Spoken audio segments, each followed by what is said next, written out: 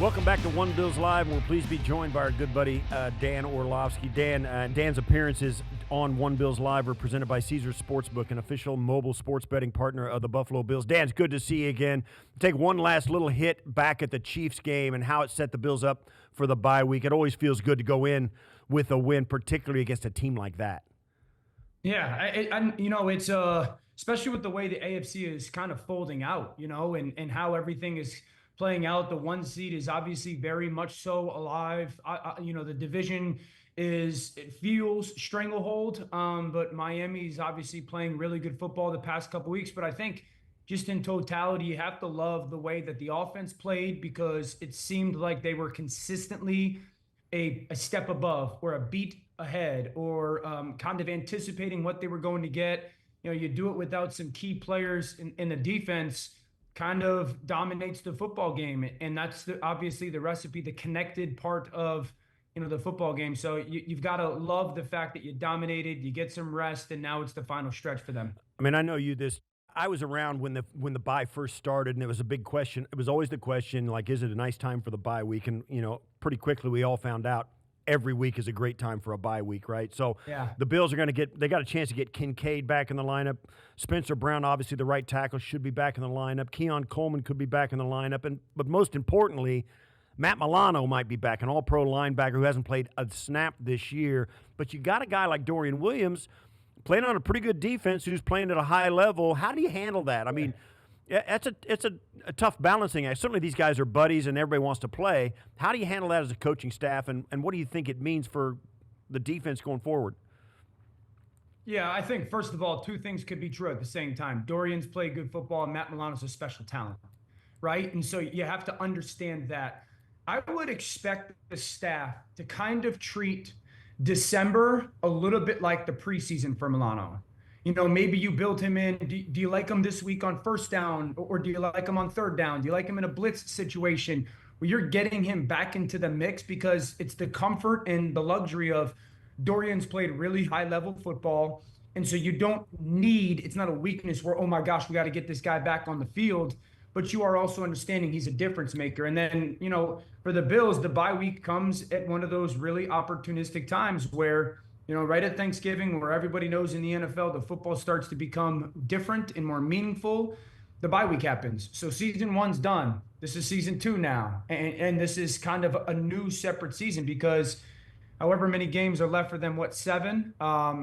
You're hoping to play another 11 games if you're them, 10, 11 games, and so I think you really want to be focused on Matt Milano being Matt Milano for the second half of that second season. And I'll say this too, there's a scenario that's not all that unplausible where if Miami goes to Green Bay and Tua wins for the first time in a cold weather game, and the Bills beat the Niners, and if Tua loses the Green Bay game, right, and the Bills beat the Niners, the Bills clinch. So that Correct. Does give Buffalo some leeway. They're going to be in the tournament.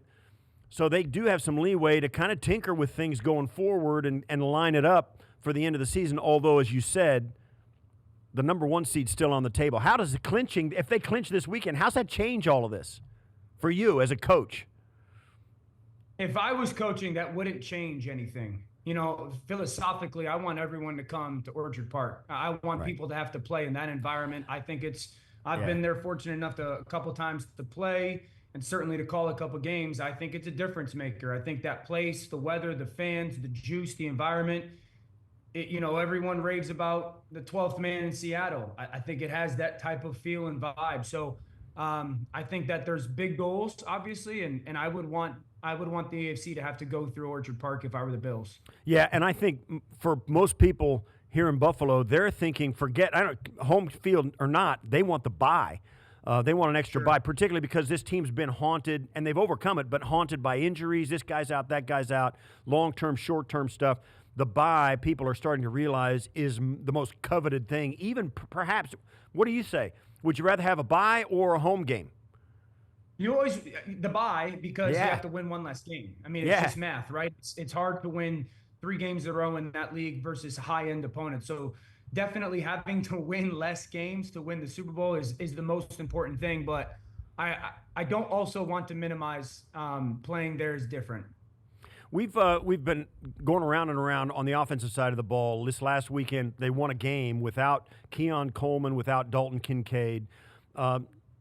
They've got to feel really good about that. But getting them back in, and of course, Curtis Samuel had a little bit of a bust out the last couple of weeks, as has Mac Hollins. So they have been doing it with a committee of guys who have each and every one every week has a different guy has stepped up. What do you think the position groups and how they've handled the injuries and getting these guys back? What do you think that bodes, for the future? I mean, Dan, I don't even know if I can think back to the beginning of the season where all these guys were healthy. At least if they were healthy, nobody knew what they had because they were all new. Yeah. Now, it's a weird season. Yeah, so I think the philosophy of it is very interesting with the present day NFL because you have teams and offensively that are incredible offensive units that have either game-changing or number one wide receivers. Jamar Chase, Justin Jefferson, Tyreek Hill, A.J. Brown. Collins, A.J. Brown, right? So you have teams that are dominant offensively that have that number one guy. And then you have teams that are kind of high-end offensive units that believe depth more than high-end elite number one. And the Bills fall into the latter category. Obviously, a bunch of really good players, but they don't have the number one. And I think the philosophy when you are in that situation is you're always trying to find the matchup. You're always trying to find, all right, well, maybe they got a really good corner. Man, that nickel's great and that safety's good in coverage. Well, how's the third corner? And how's the fourth?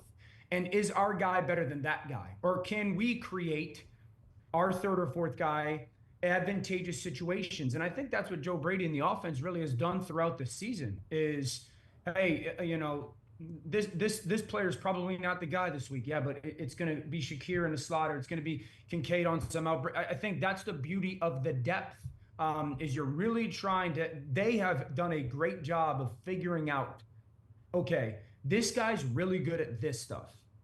Does that work this game? Does that create an advantage for us this game? And that's kind of the way they've gone molding their game plans. Yeah. So we've got this game. The 49ers coming in. Brock Purdy sat down last week. Nick Bosa sat down last week, and the Niners were affected by it, right? What are your thoughts? I mean, I think Purdy threw at practice yesterday for the Niners, so it looks like he's got a chance anyway. Nick Bosa, who knows? Talk about this game. The Niners are slowly but surely painting themselves into a corner. The deeper you get, the fewer games you have to climb out of it. They're not in a big hole. One game, right? 2 games, tops. What are your thoughts about this Niners team coming in on a Sunday night game in Buffalo? Yeah, you're catching them at a unique time, I'd say this, because one, I do think there's desperation. They know. They've been to the NFC title game 3 out of 4 seasons, Super Bowl in back-to-back years or 2 out of the last 3 years, and they lose it on the last play. This was the Super Bowl season, it felt like. And so they know every week because at some point Seattle or the Rams or Arizona is going to maybe pull away. So there's a desperation element to how they're going to play.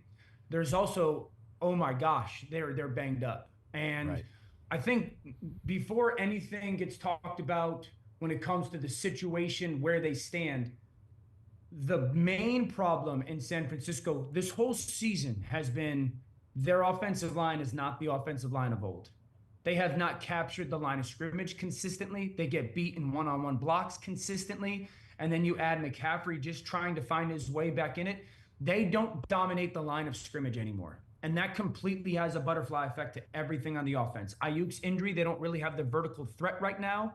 So that's it's a big problem. And they're trying to figure it out, but that's their main thing is they can't dominate the line. What about Kyle Shanahan? How's he handling? What's he doing with his offense? I mean, I saw McCaffrey. He looked pedestrian. Yeah. And I don't know whether he's still got lingering effects from the tendonitis. I mean, both Achilles. I mean, I've never had that ailment. I've had a lot of them, but I've never had what he's going through. And he looked pedestrian. Maybe some of that is the offensive line issues you talked about. Yeah, I would say CMC and Debo haven't been necessarily the difference makers that we've been accustomed to. Again, I think, Kyle is trying to figure out how to call plays with the offensive line that is average at best. So early downs, you're sitting there going, don't love a lot of the stuff that you can get into. And really ever since that Ayuk injury, who's the vertical threat? Who's the big play down the field? Because the Packers, the 49ers offense, I've always said is like an accordion. When it's shrunk down, it's not doing much. It's when you expand it that's where the beauty of it is.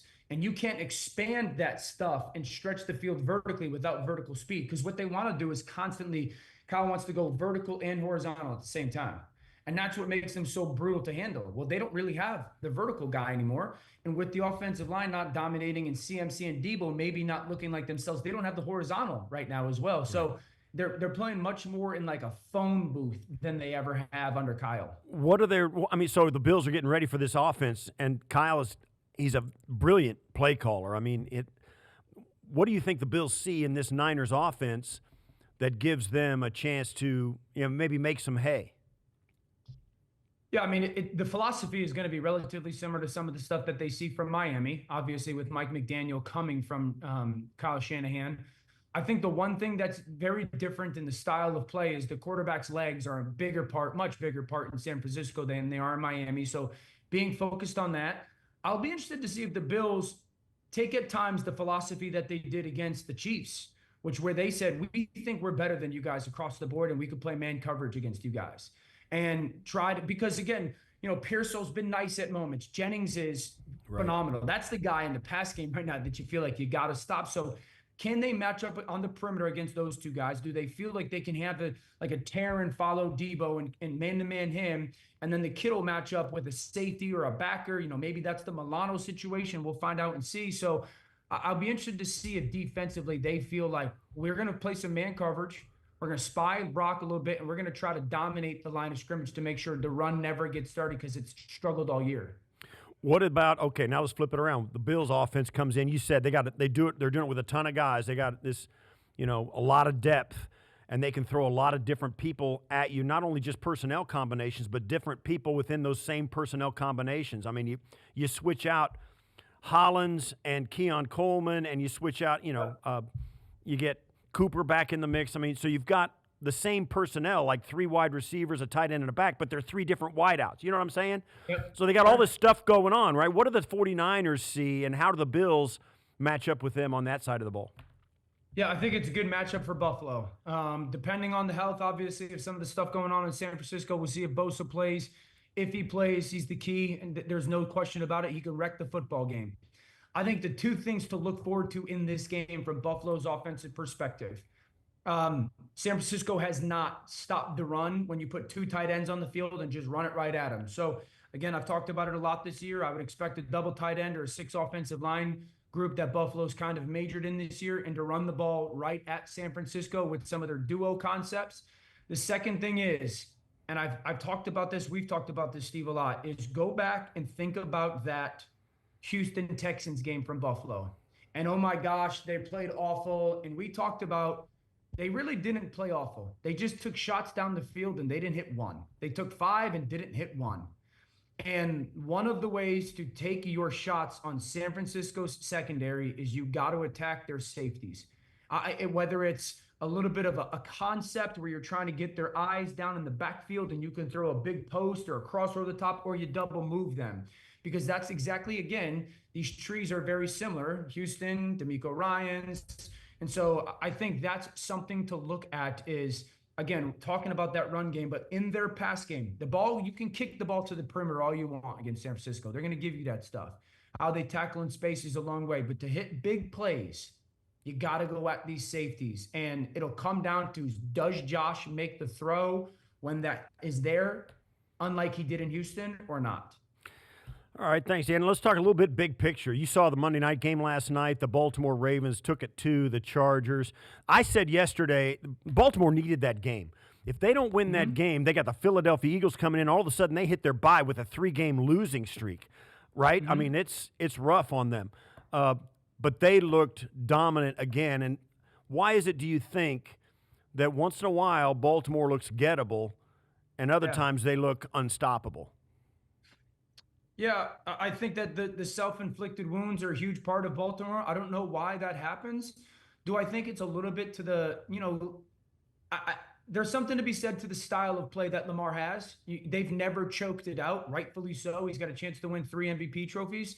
And so I think that kind of like that free style of play, it sometimes promotes a free kind of, you're trying not to overcoach.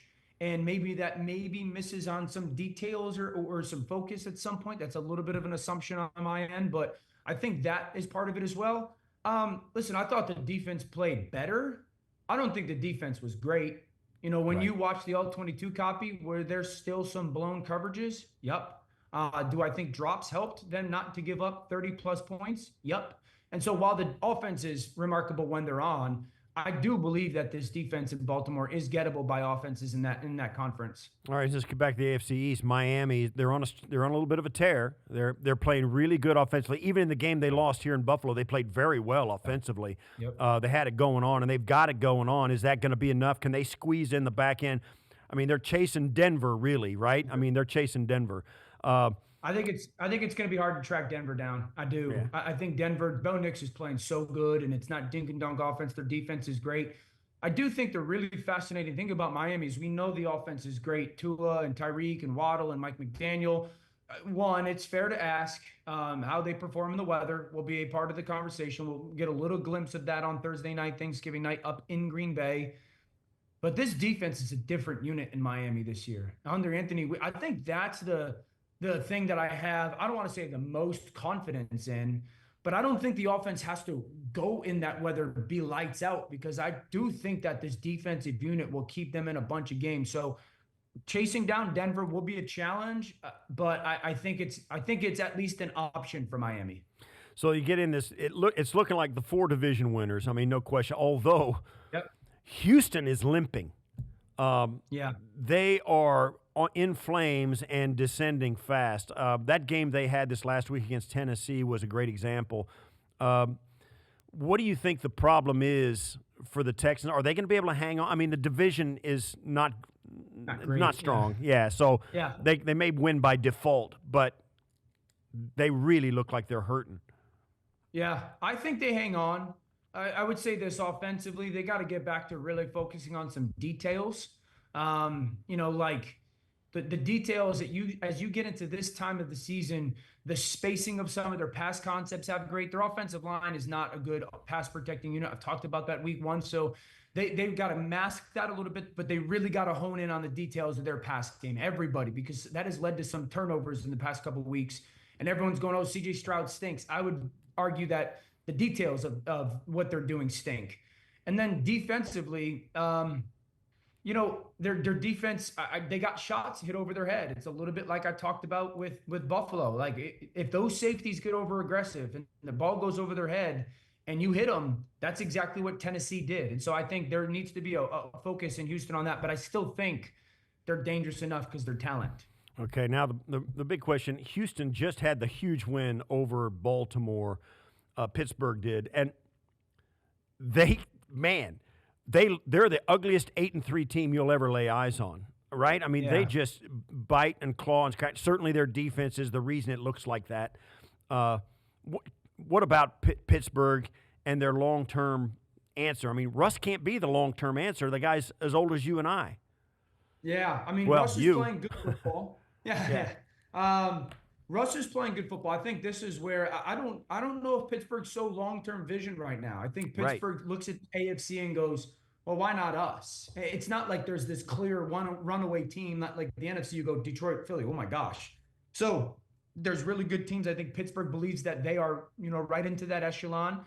Pittsburgh's a little bit different than, let's say, a Baltimore or even maybe Kansas City, because I do think both of those teams have the ability to beat themselves. Kansas City can play so bad at left tackle or so disconnected on defense right now where they can hurt themselves. The same with Baltimore. I don't think Pittsburgh's going to beat themselves. They're not going to have a ton of penalties. I don't think they're going to have a ton of turnovers.